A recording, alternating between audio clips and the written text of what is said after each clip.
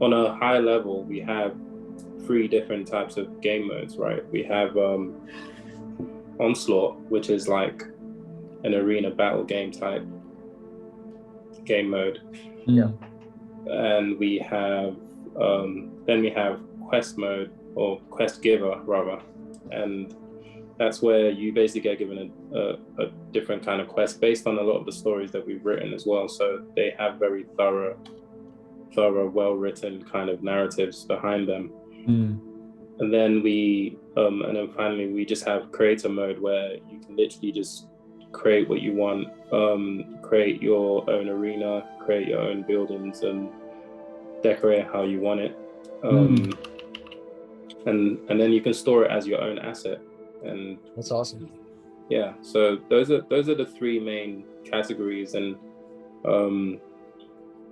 then of course we have, well, it's not quite a game mode, but it's like the story mode of, you know, the main protagonist, Duke, and his story. You can also just go through his arc as well. That's awesome. And all that, so I'm guessing the questing and the story mode, that all takes place within the 7Realms universe. You know, travel through the universe itself within these quest lines that are spread all throughout. Exactly. Yeah. And we will just to obviously keep everything as interesting and engaging as possible, we're literally going to explore the different corners of the realms in every story that we tell. Josh gave the other day, you gave a great description of the rift and how the realms are formed. Actually, I think it would be good to tell the people. Yeah, so what you told me. The way the realms are set up is that it's held in one solar system, but it's like a mega solar system. And the way that it ended up being this really crowded solar system was the Empire uses this new technology that's connected with the Elders to open what's called the Rift. So then they're able to take basically any planet they want from anywhere in the universe and bring it into their system.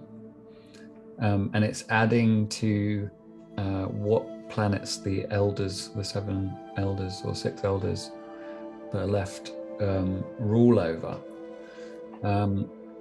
So what you have is, at the furthest end of the solar system is the Rift, and there's all this crazy stuff coming out of it. And then that's like the most, like the riskiest zone is closest to the Rift. And that's the area where players will take a lot of risk, trying to get like items and secret things that get released from the Rift directly.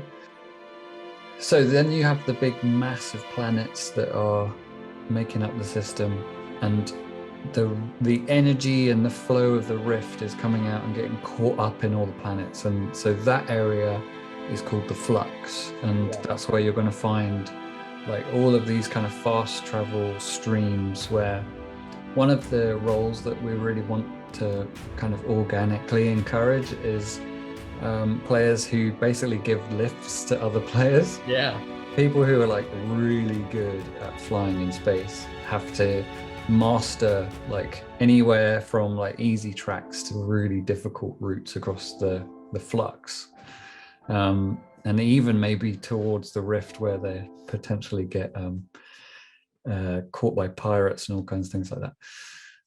So then behind the largest mass of the system is the kind of safe zone where everyone starts. And that's where the things like the champions kind of battle in the arena together. That's where all of that happens. So you have to kind of venture out into more dangerous territory to visit all of the locations and things like that. And the idea of that layout is to reflect, I think, something that everyone loves to experience in a new world, is being able to look across it from some high place, and you can see everywhere where you want to go. And I think we don't want to simulate like a universe. We want to have that landscape experience, that kind of the horizontal vista. So basically we're replacing the mountains with planets, and the rivers with the flux, and the sun in the sky with the rift and the singularity. That's awesome. Stuff like that. So it's going to be crazy to explore the 7 realms. It's cool. So there'll be a lot of different landscapes that we haven't experienced in other games and movies or whatnot, I would say. Yeah, and in a context that we haven't had before. Like this isn't meant to be a vast universe. It's a localized issue that the rift has created. Right. Things like in Guardians of the Galaxy you have Nowhere, which is like that Titan's head that's floating through space, and it's as big as a planet. Yeah.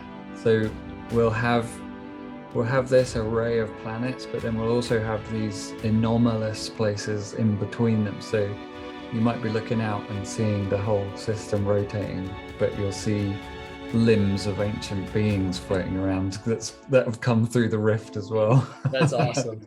That's so cool.